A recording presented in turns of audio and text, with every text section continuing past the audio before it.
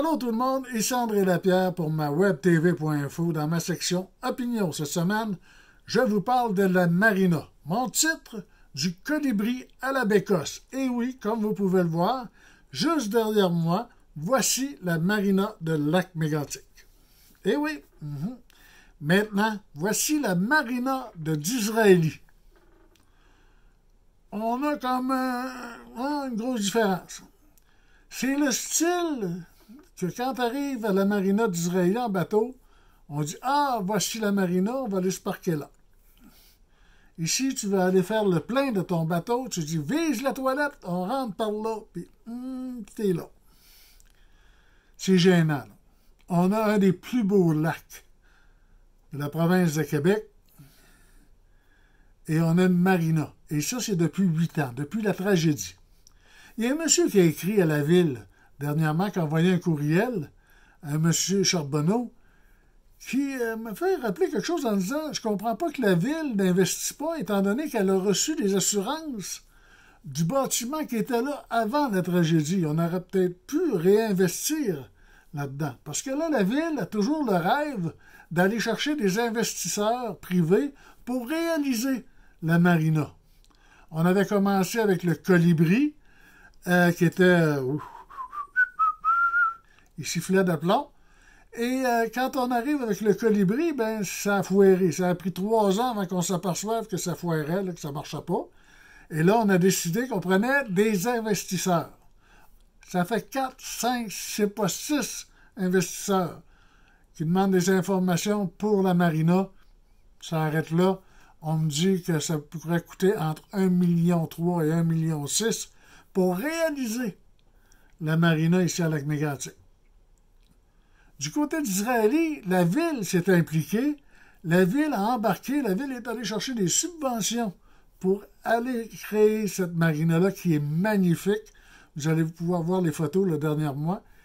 Et ils ont travaillé fort pour justement avoir quelque chose à offrir à leur clientèle maritime qui est à d'Israël sur le lac Elmer. Je comprends pas qu'à Lac-Mégantic, après 8 ans. Puis là, je me demande des fois, je ne sais pas si la marina va arriver avant ou après la voie de contournement. Parce que les autres non plus, on ne sait pas quand est-ce que ça va arriver. Il y a une chose. Je me suis aperçu cette semaine que depuis 1 an, lorsqu'on annonce des projets ou l'ouverture de quelque chose, on parle du restaurant Saint-Hubert, on a remercié Pierre Bédard.